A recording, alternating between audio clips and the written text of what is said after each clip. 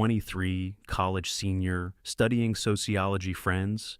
And we get it, man, see the systems, the power plays, the hidden rules. Everyone else follows like having x-ray vision for social stuff. See the patriarchy's skeleton beneath the fake smiles, got a boyfriend. Jacob greater than 2 years, strong greater than he's nice. That's the word. Greater than engineering major, all about logic and building things, greater than I'm the one who tears stuff apart, you know?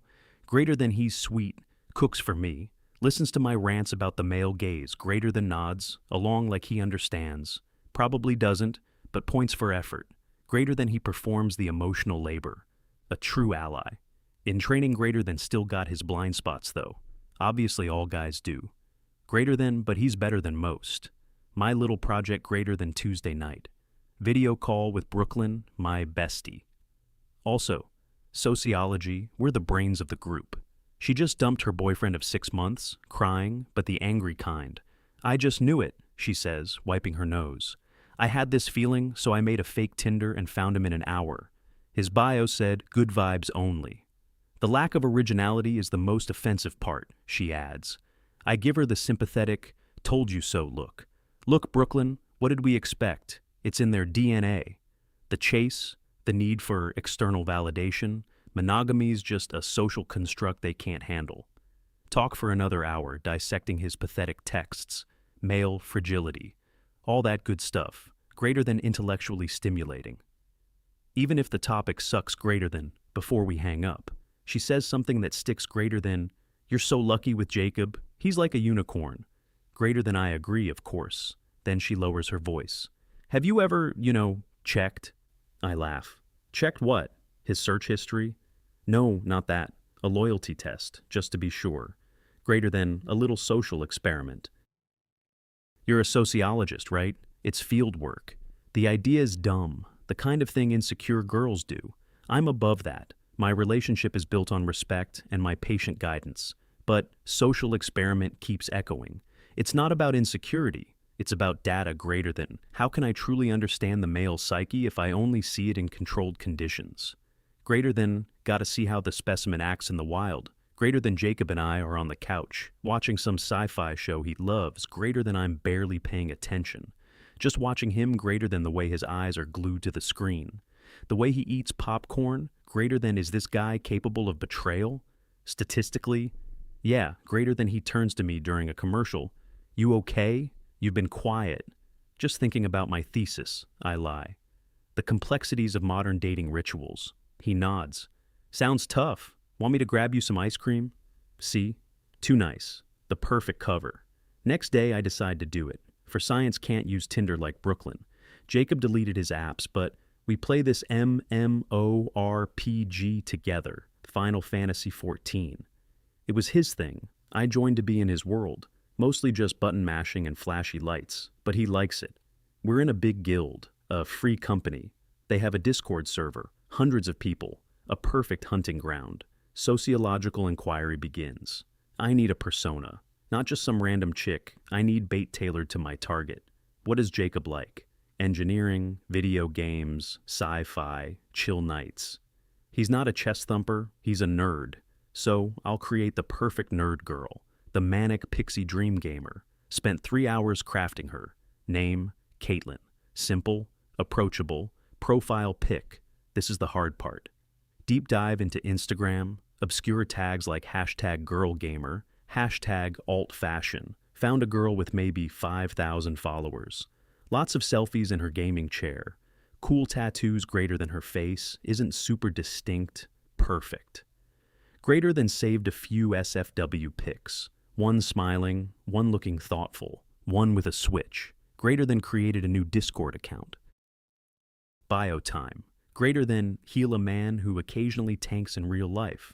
Lover of old school sci-fi, rainy days, and building things in Minecraft mostly. Just here for the vibes. Cringed a little writing vibes after Brooklyn's rant. But it's what these girls do.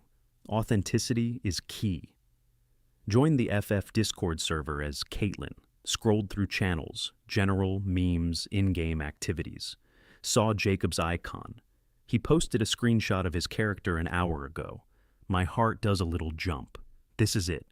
The experiment starts. Don't message him directly, too obvious. Just start talking in general chat. Hey guys, new to the FC, a friend invited me. Everyone seems so nice. Greater than a few people welcome me. I chat about the game, ask newbie questions I already know the answers to. Charming, cute, just the right amount of emojis. I am the perfect digital woman. After an hour, Jacob replies to one of my messages. I'd said, just finished the Shadowbringers expansion. OMG, that story was incredible. He replies, right. Best story in any game I've ever played. Welcome to the FC, by the way.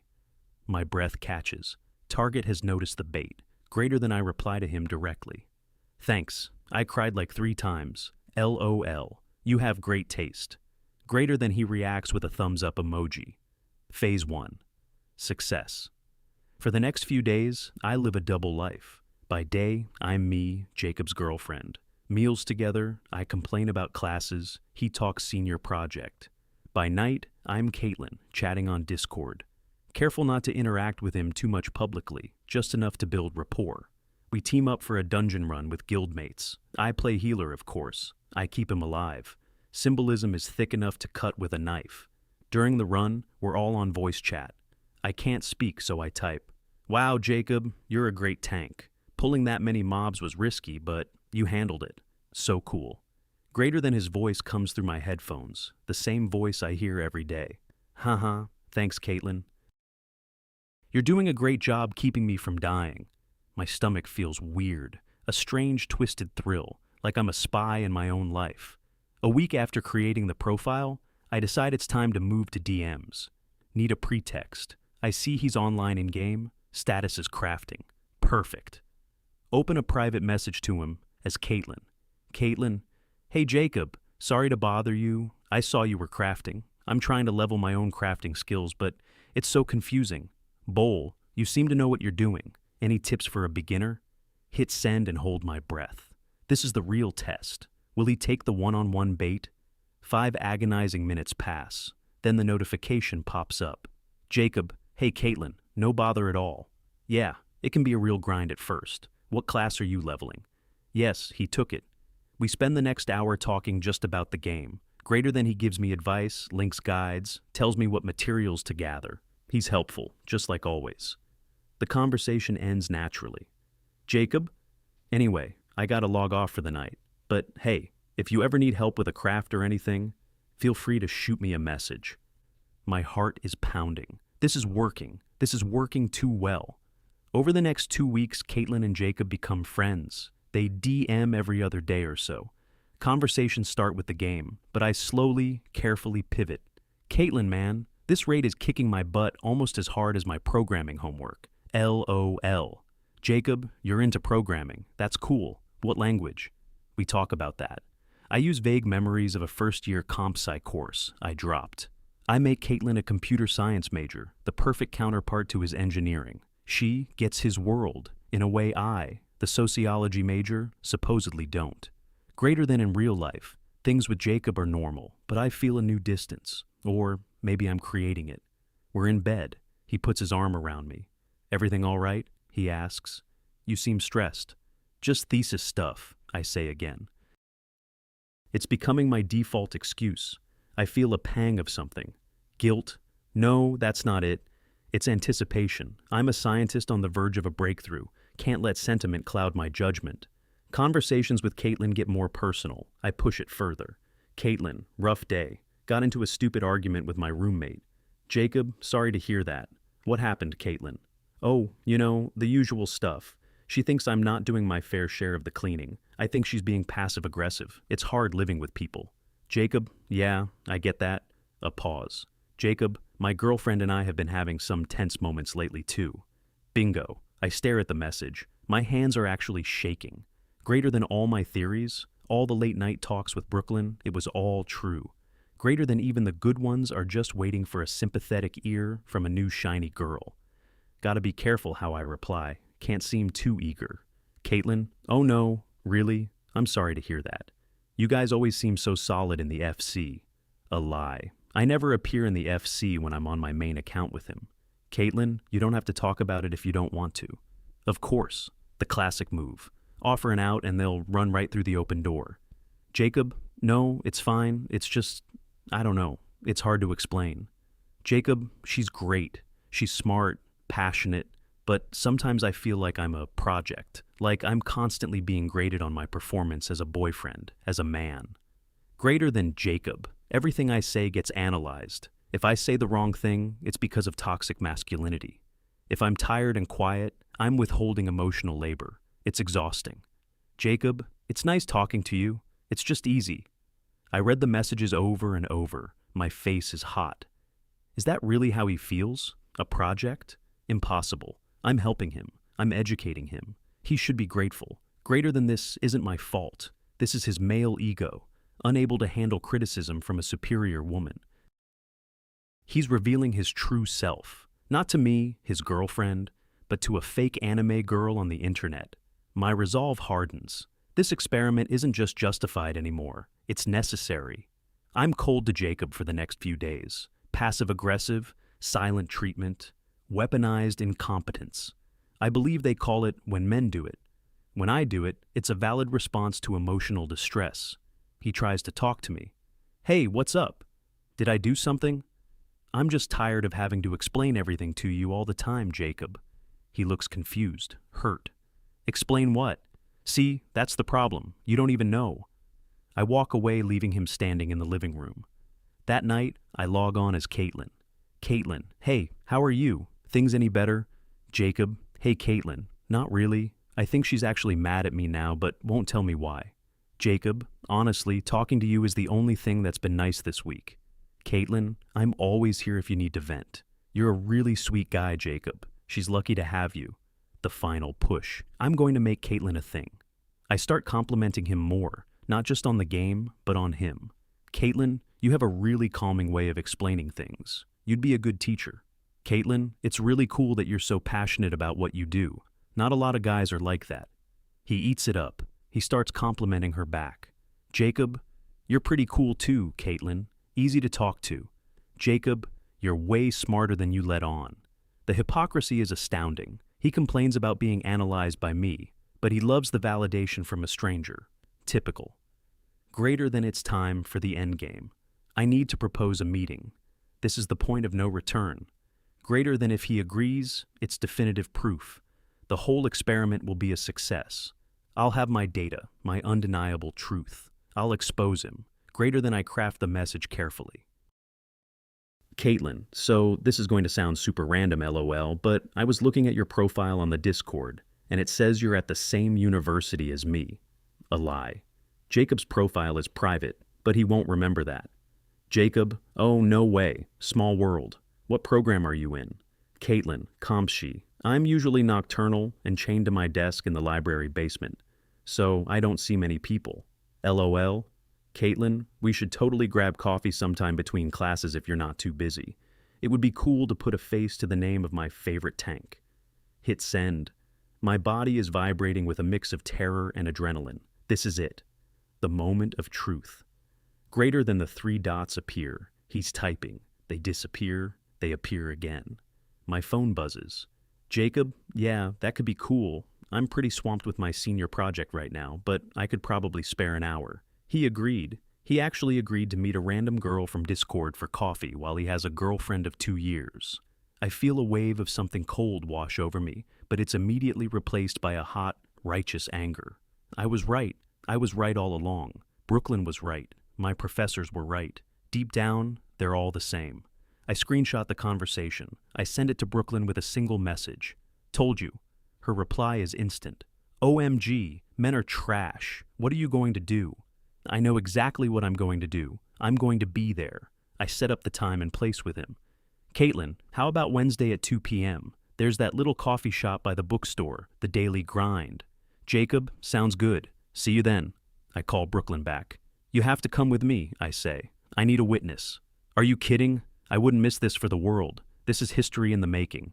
The next 2 days are a blur. Jacob is walking on eggshells around me. He tries to be nice to make up for whatever he thinks he did wrong. He makes my favorite dinner, greater than I barely touch it. I'm just not hungry, I say, pushing the food around my plate. Greater than the dramatic irony is delicious. He has no idea I know his disgusting secret. He has no idea he's about to walk into his own public execution. Greater than I can barely sleep. I keep replaying the scene in my head. Greater than me, walking up to his table, the look on his face when he sees me, the dawning horror. Brooklyn standing behind me, phone out, ready to record his pathetic excuses. It will be glorious. A perfect crystalline moment of female triumph over male deception. Wednesday arrives. I pick out my outfit carefully. I need to look powerful, commanding. I settle on a black turtleneck, sharp pants, and heeled boots. I feel like an avenging angel of sociology. Brooklyn meets me outside the coffee shop at 1:50 p.m. She's vibrating with excitement. I'm so ready for this. Do you have your speech prepared? I don't need a speech, I say coolly. The facts will speak for themselves. We go inside and pick a table in the corner, partially hidden by a bookshelf with a clear view of the entrance and the small two-person tables near the window. My heart is hammering against my ribs. 2 p.m. No Jacob, 2:30 p.m. He's late, probably trying to make himself look good for his little online rendezvous. 2:05 p.m. The bell on the door jingles. It's him. He's wearing a nice button-down shirt I've never seen before. He ran a hand through his hair. He actually put in an effort. The sheer audacity. Greater than he looks nervous. He scans the room, looking for someone for Caitlin. He pulls out his phone, probably to message her. Okay, do it now, Brooklyn whispers, already holding up her phone. Not yet, I say. I want him to sit down. I want him to wait. Let him stew in his own betrayal. He spots an empty table near the window and sits down, facing the door. He puts his phone on the table and clasps his hands, looking around anxiously. Greater than my moment. I stand up. My legs feel a little shaky, but I lock my knees. I take a deep breath. I begin to walk towards him. Each step feels 100 miles long. Brooklyn is right behind me. His back is mostly to me. He won't see me coming until I'm right there. 50 feet, 30 feet, I'm preparing my opening line. Something devastating. Looking for someone. Greater than 10 feet.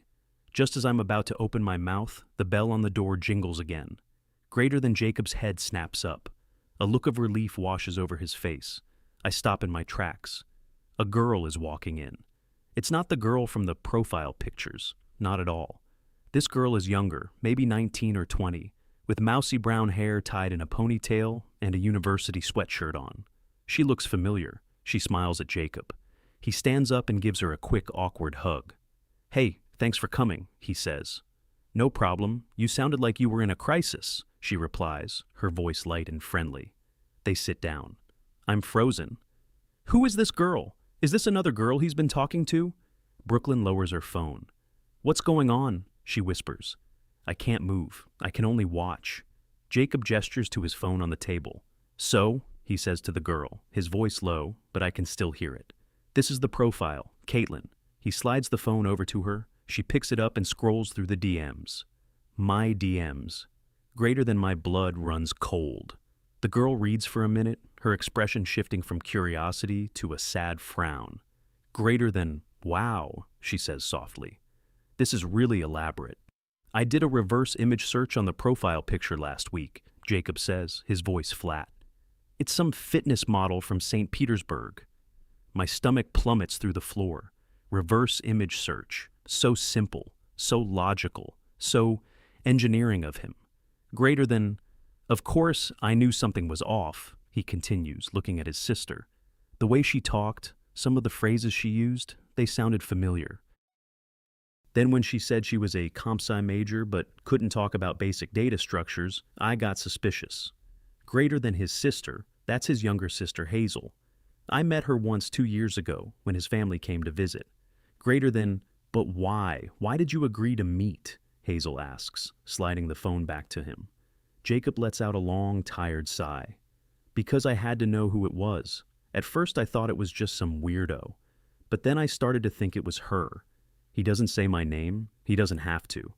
I guess I just couldn't believe she would do something so cruel. So, I told you about it.